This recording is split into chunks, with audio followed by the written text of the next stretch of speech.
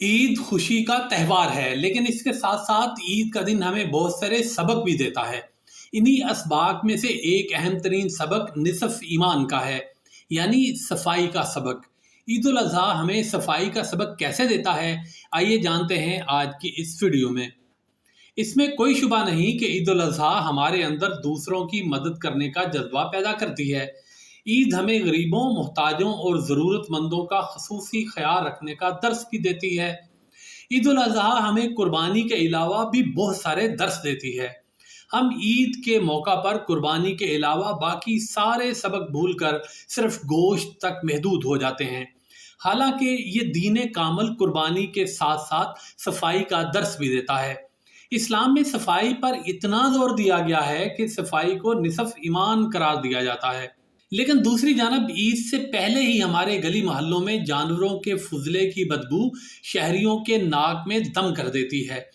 جہاں ہم قربانی کے جانور کا خیال رکھتے ہیں، وہاں ہمیں اپنے ارد گرد بسنے والے انسانوں کا بھی خیال رکھنا چاہیے۔ جہاں ہزاروں لاکھوں روپے خرچ کر کے جانور خرید لیا جاتا ہے، وہیں اگر تھوڑے سے پیسے مزید خرچ کر کے جانوروں کو مناسب جگہ پر باندھ کر ان کی دیکھ بھال کا انتظام بھی کر لیا جائے تو ہم زیادہ نیکیاں حاصل کر سکتے ہیں۔ گلی محلے میں موجود گندگی انسانی صحت کے لیے مضر ہونے کے ساتھ ساتھ اس عظیم تہوار کی خوشیوں کو بھی ماند کر دیتی ہے۔ ہم خود تو خوب سجتے سنورتے، خوشبو لگاتے اور صاف ستھرے کپڑے پہنتے ہیں اور گھروں کو بھی خوب صاف ستھرا رکھتے ہیں، لیکن عید پر اپنی گلیوں اور محلوں میں صفائی کا خیال رکھنا بھول جاتے ہیں۔ ہم عید پر سادگی اور میانہ روی کے اسلامی اصولوں کو بھی پس پشت ڈال کر مزے مزے کے کھانے پکاتے اور کھاتے ہیں، جبکہ ہمارے معاشرے میں موجود بہت سارے لوگ بڑی مشکل سے گزر بسر کرتے ہیں۔ اگر ہم گوشت کے علاوہ باقی چیزوں کی قربانی بھی دینا سیکھ لیں تو کیا ہی بہتر ہو۔ ہم اضافی گوشت کسی غریب کو دینے کی بجائے فریج میں رکھ لیتے ہیں۔ عید کے دوران تقریباً ہر گھر کا فریج گوشت سے بھرا ہوا ہوتا ہے، مگر ہم نے کبھی ان لوگوں کے بارے میں نہیں سوچا جن کے پاس فریج بھی نہیں ہے۔ ہم سیخ کباب، کڑاہی، روسٹ وغیرہ سے لطف اٹھاتے ہیں، اور ہمارے معاشرے میں ایسے لوگ بھی رہتے ہیں جن کو 2 وقت کا کھانا دستیاب نہیں ہوتا۔ یاد رکھیں کہ قربانی صرف گوشت کا نام نہیں ہے۔ عید پر اس بات پر غور کرنے کی ضرورت ہے کہ ہم کس طرح اپنے ماحول کو صاف ستھرا رکھ سکتے ہیں۔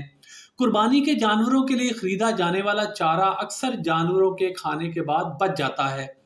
ہم اپنا قربانی کا جانور تو سنبھالتے ہیں، مگر وہ چارہ اور جانوروں کا گوبر گلیوں میں ہی پڑا رہتا ہے، جو ماحولیاتی آلودگی کا باعث بنتا ہے۔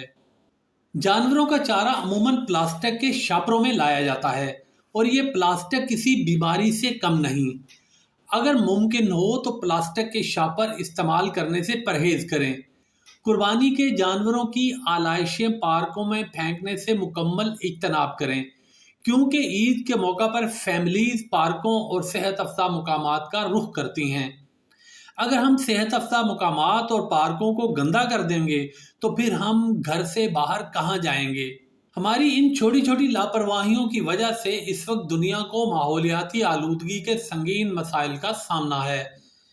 لاکھوں کی تعداد میں ذبح کیے جانے والے جانوروں کا خون ہم نالیوں میں بہا دیتے ہیں، جو پانی کے زیر زمین ذخیرے کے ساتھ شامل ہو کر ہماری صحت کے لیے مضر ثابت ہوتا ہے۔